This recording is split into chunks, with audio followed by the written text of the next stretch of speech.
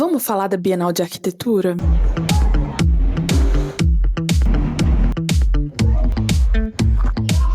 Veneza é muito conhecida pelo turismo, né? Mas além disso, é também um centro universal de arte, que é quando acontece a Bienal de Veneza. No, there's art. This is art. E a Bienal, ela não é só de arte, ela não é só de arquitetura, ela também tem outras coisas que a gente vai falar. A gente vai passear hoje nos jardins da Bienal, enquanto isso eu vou tentando explicar um pouco da história, porque é um mundo à parte que acontece em Veneza e movimenta a cidade de uma forma muito diferente, e é muito incrível estar numa cidade que respira e que vibra a arte durante esse período. Começamos bem esse vlog, porque o trem tá atrasado 10 minutos. Primeira vez que eu tô gravando assim, tô morrendo de vergonha. Próximo take já vai ser em Veneza, eu espero. Chegamos aqui na estação de Veneza. A gente vai pegar o barco, que é o Vaporetto, então vai dar pra ver um pouquinho. E vamos almoçar. Depois a gente vai mostrar a exposição da Bienal de Arquitetura. Para um contexto, a Bienal de Arquitetura ela acontece a cada 2 anos e ela intercala com a Bienal de Arte. Deixa eu fazer assim para mostrar menos pessoas. Então, esse ano, a Bienal que tá acontecendo é a de arquitetura. Ano que vem vai ser a de arte. A gente vai em uma das locações hoje, que é Giardini, e nos dois, no mesmo dia, é muita coisa para ver, e fica muito pesado para poder ver tudo num dia só. Então, vamos lá. Se você é arquiteto, artista, ou se você circula nesse meio, se você gosta, é apaixonado por arte, provavelmente você já ouviu falar sobre a Bienal de Veneza. Se não, bem-vindo a esse vídeo. Então, se você gosta desse assunto, já te peço para se inscrever no canal, ativa o sininho, deixe o seu comentário sobre o que você achou do vídeo ou outras coisas que você estaria interessado em saber. Eu me sinto um pouco estranha pedindo para clicar no sininho. Espero que esse vídeo seja muito divertido para você. Desde 1895, vários países mandam seus melhores artistas, seus melhores arquitetos para poder expor em Veneza, que é uma das instituições culturais mais importantes do mundo. It's a visually demanding place. It's like an Olympic for art. Então, como que acontecia isso? Até 1905, todos os países expunham em um único pavilhão, em um único edifício, que é o que hoje é o pavilhão central dos jardins. Depois de ver que o negócio estava tendo sucesso, a partir de 1905, a Bienal, que é uma instituição que cuida dessas exposições, começou a incentivar para que cada país criasse o seu pavilhão dentro dos jardins, do que hoje a gente conhece como Jardins da Bienal. O primeiro pavilhão que foi construído foi da Bélgica em 1907 e ele fica bem do ladinho do pavilhão principal. A gente vai entrar nele porque esse ano a exposição dele era muito interessante. E foi na década de 30 que apareceram as outras bienais, que hoje em dia a gente tem Bienal de Arte, Arquitetura, Música, Dança, Teatro e Cinema. Tô esquecendo alguma coisa? A exposição de dança foi a última que foi criada em 99, então ela tem 26 anos de existência, um bebezinho. Mas as bienais grandes mesmo são a de arquitetura e a de arte, que são as que ocupam os pavilhões dos países, que estão nos jardins, que estão na Arsenale, que são os 2 principais lugares, mas também existem alguns pavilhões de países espalhados pela cidade. Então, para esses pavilhões que estão fora do jardim e da Arsenale, você não precisa do ingresso da Bienal para entrar. E é muito legal, porque tem muitas exposições grátis pela cidade. Não é porque você vai passar só 2 dias em Veneza e o ingresso da Bienal tá muito caro que você não pode dar uma passadinha em algum pavilhão de algum país menor. Isso é muito legal e às vezes você tá andando na cidade e você se depara com o pavilhão. Além disso, a Bienal tem também a parte de eventos, que é muito importante. E é quando muitos especialistas do mundo todo vêm falar sobre arquitetura, falar sobre arte, cinema, sobre cultura em geral, e eles se reúnem todos em Veneza para discutir, dar palestras, fazer roda de conversa. E uma terceira coisa que é atraída pela Bienal, mas que não é oficialmente ligada à instituição da Bienal, é que como a cidade está muito cheia de pessoas interessadas em arte, muitos outros eventos começam a pipocar pela cidade. Por exemplo, existem alguns concertos de jazz, concertos de música experimental, música contemporânea, exposições de outros artistas, peças de teatro, coisas que não necessariamente estão atreladas à Bienal, mas que por a Bienal tá chamando pessoas para estar ali, esses outros artistas veem a oportunidade de mostrar o trabalho deles também. Então, a cidade vira uma loucura, um borbulhamento de arte em que você tem contato com arte em cada esquina e não necessariamente significa gastar muito dinheiro. É assim, Uma curiosidade, enquanto eu estava pesquisando sobre o jardim, como o jardim da Bienal foi criado, porque isso também é uma longa história que, tipo assim, tem a ver com Napoleão. Isso merecia um vídeo só pra isso. Mas enfim, pesquisando sobre as mudanças que a cidade teve para que o jardim da Bienal fosse construído, existe uma rua muito famosa perto do Giardini que se chama Via Garibaldi. A curiosidade é, em Veneza, as ruas, as praças, elas não têm o nome tradicional em italiano. Em Veneza, eles têm nomes próprios. As ruas são chamadas de Calle ou Fondamenta, que é quando uma rua está beirada pelo rio, ou as praças são chamadas de Campo ou Campiello. A única via que existe com o nome de via é a Via Garibaldi. A única estrada que existe é a Estrada Nova Canareggio. A única praça que existe com o nome de praça é a Piazza San Marco. A Piazzale Roma, que é todo mundo que vai em Veneza passa por ali porque é a entrada de Veneza. Então, esses são os únicos lugares com os nomes tradicionais em italiano. Por exemplo, bairros são chamados de sestieri. São 6, se não me engano, que são nomes que você só encontra em Veneza. Eu acho que isso tudo renderia todo um vídeo também sobre Veneza. Então, comenta aqui se você gostaria desse tipo de conteúdo. Eu quero saber se são interessantes para vocês também, né? Vamos lá, eu acho que vai ser legal. Então, o Giardini, ele fica um pouco distante da estação de trem. Ele fica no último bairro de Veneza e então a gente decidiu pegar um vaporeto, porque seriam 50 minutos andando. Também porque a Bienal ocupa muita energia na sua cabeça, o seu cérebro fica cansado. Um detalhe é que quando a gente tava no vaporeto, a gente foi sentar no último lugar do barco, que é como se fosse uma varandinha fora do barco. Só que essa varandinha, ela fica do lado do motor, então tem muito barulho e cheiro de gasolina. Só que eu queria muito, eu tava muito empolgada, então eu coloquei o microfone assim, ó, muito perto da minha boca. E eu tava berrando, então fica aí o disclaimer que eu vou estar berrando no microfone, eu abaixei o volume aqui, só que a qualidade do áudio tá terrível, mas eu espero que sejam informações legais de se entender. Não sei como tá o áudio, que aqui tá o motor, mas eu queria só comentar uma curiosidade sobre essa ponte aqui. Essa ponte foi projetada pelo Calatrava, que é um arquiteto espanhol. É o mesmo arquiteto que projetou o Museu da Manhã no Rio. Ela facilitou muito a atravessar o Canal Grande. Só que ela é uma... porque ninguém gosta dessa ponte aqui. Porque ela é toda feita de vidro. E quando tá inverno ou tá chovendo, ela se torna muito perigosa. E todo mundo só consegue passar no miolo, que é a parte de concreto. Então meio que se cria um trânsito no meio, bem no meio da ponte. Tem história de pessoa que já caiu e torceu o pé e recebeu indenização, enfim. Mas ela não é nem um pouco funcional, apesar de ter facilitado a travessia do Canal Grande. Então, olha a fumaça da gasolina. Gente, eu estudava ali! Agora a gente tá, do nosso lado direito tem a ilha e do lado esquerdo fica a Marghera, que é a zona industrial de Veneza. Olha, amigos, eu estudava aqui. Essa era a minha escolinha, é aqui que eu me formei em arquitetura. A gente tá na região de Santa Marta. Nossa, que nostalgia passar aqui. Essa região aqui é a região do Zátero, que, na minha opinião, é o melhor lugar para tomar uma cerveja em Veneza. Eu amo muito.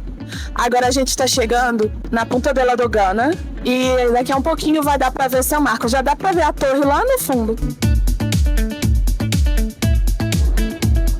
Finalmente chegamos no reino de tão distante. O tema dessa edição é Intelligence, Natural, Artificial, Collective. Tudo separado por um pontinho. Preferi não traduzir esse título, porque eu acho que ele faz muito sentido em inglês. Essa edição da Bienal começou em 10 de maio e vai até dia 23 de novembro. Então, se você ainda tem intenção de ir, corre. Se você vai estar em Veneza nessa época, procure eventos. E se não, tudo bem. Ano que vem tem a Bienal de Arte. E então, ela acontece sempre nesse período, maio, abril, até outubro, novembro, sabe? Então, fica de olho.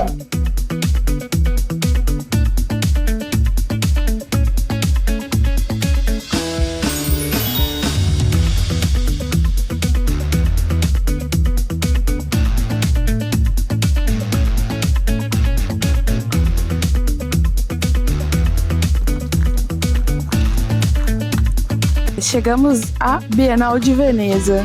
Começando aqui pelo pavilhão principal, que é esse. Depois a gente vai dar uma passeada em tudo até chegar no pavilhão do Brasil e voltar por cá. Estamos aqui. Aqui é o pavilhão principal. A gente vai vir aqui, Hungria, passar para chegar no pavilhão do Brasil. E depois a gente quer ir por esses pavilhões até ir no pavilhão do Japão. Aqui. Que é sempre legal. Vamos lá. O primeiro pavilhão que a gente passou foi o da Bélgica, que foi também o primeiro pavilhão a ser construído. Eu achei muito interessante que eles criaram um ecossistema dentro desse pavilhão, né?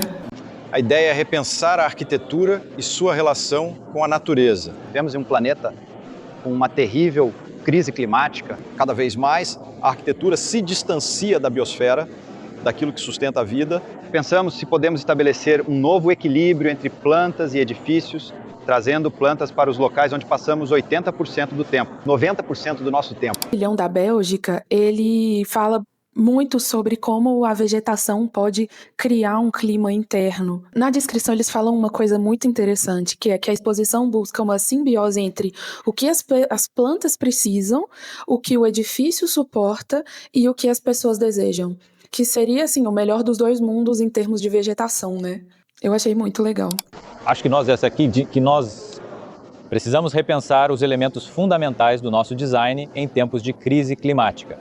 E o pensamento paisagístico funciona bem com isso. Isso nos permite mudar nossa perspectiva sobre a arquitetura, permite questionar convenções de nossos materiais, das nossas tipologias, como usamos os edifícios. Precisamos encontrar uma nova sinergia entre as disciplinas, entre os espaços internos e externos. E é isso que a arquitetura paisagística e a prática de Bus Messes oferecem especificamente para você. Depois a gente foi no pavilhão da Hungria, que foi um dos nossos preferidos também. Eu amei porque eu nunca tinha visto um pavilhão que dedicasse aprendizado de arquitetura, a como a arquitetura é aprendida na universidade e como muitos saem desse campo e vão ser profissionais de outras áreas, mesmo com a formação de arquitetura. Eu achei muito legal. O pavilhão de Israel estava fechado, né, para reforma.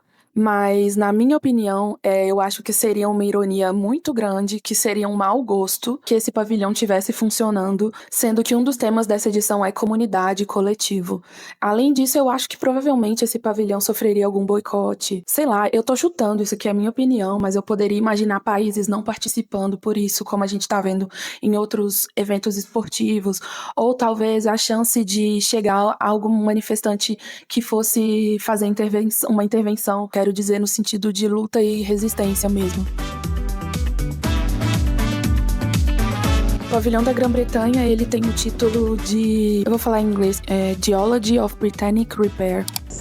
O título da curadoria do British Pavilion é Geologia da Britânia e está ligado ao que Catherine disse.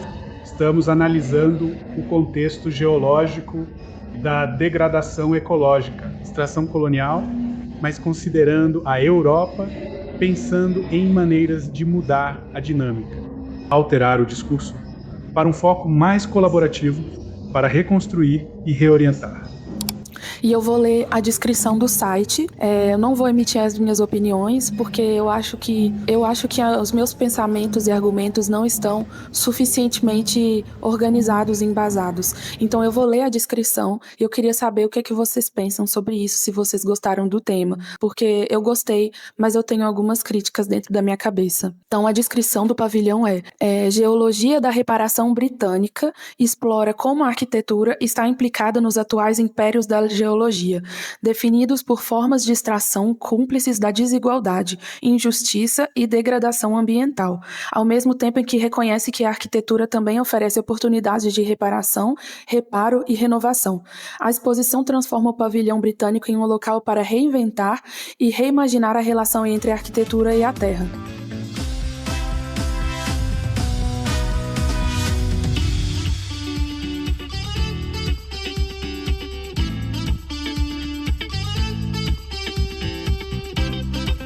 O pavilhão dos países nórdicos, que é Finlândia, Noruega e Suécia. O nome da exposição é Força da Indústria, 5 pontuações para a arquitetura. Tinha um livro disponível para ler no banquinho, tinha uns artigos muito interessantes, seria um livro de exposição que eu gostaria de ter comprado. Agora o pavilhão do Japão entregou tudo. Japão, você entregou tudo. Foi, eu acho que um dos pavilhões que mais levaram em conta a inteligência artificial para a produção da exposição. Eu achei muito incrível. E eles fazem bem um diálogo entre uma dimensão humana e a dimensão da máquina. Eles brincam um pouco com a nossa ideia e o nosso medo de que inteligência artificial pense por si mesma. Eu acho isso muito legal, assim.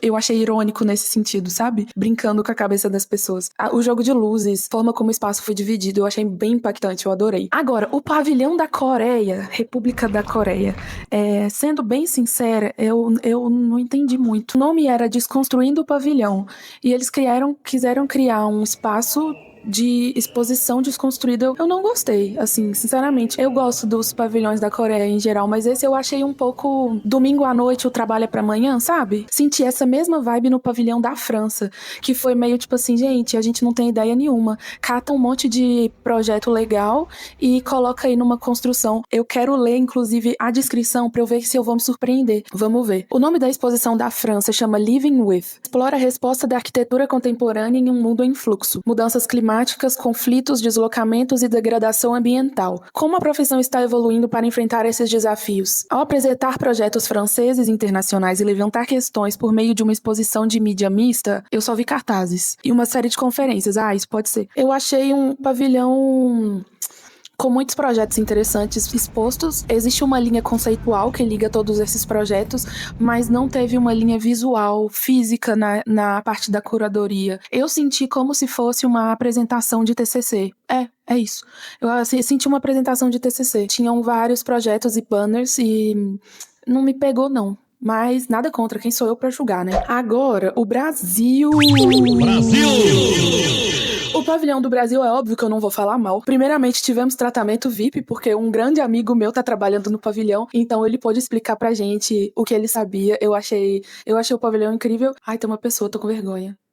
Inclusive, no dia da inauguração do pavilhão, eu pude conhecer os curadores, os arquitetos, eu achei isso tão legal. Isso são momentos em que a Bienal de Veneza te permite de estar tão perto de profissionais que você admira. Eu acho isso muito legal. Inclusive, ano passado, eu conheci nossa ministra da Cultura, Margarete Menezes. A exposição do Brasil se chama Reinvenção. Fiz um vídeo falando pra câmera na exposição sobre o que era. Meu microfone não funcionou, fiquei falando pra câmera que nem uma pateta. O pavilhão é dividido em 2 salas. A primeira parte fala sobre a Amazônia, sobre descobertas arqueológicas que tiveram na Amazônia. Então tem todo o mapa plotado no chão, em que você pode caminhar e você pode ver as marcações de onde tiveram sítios arqueológicos que foram identificados por satélite, um tipo específico de satélite que eu não vou saber dizer. Uma forma de entrar dentro da ancestralidade amazônica brasileira, indígena, que é também literal, né? Porque você tá andando por aquele mapa. Eu achei isso muito legal. Agora,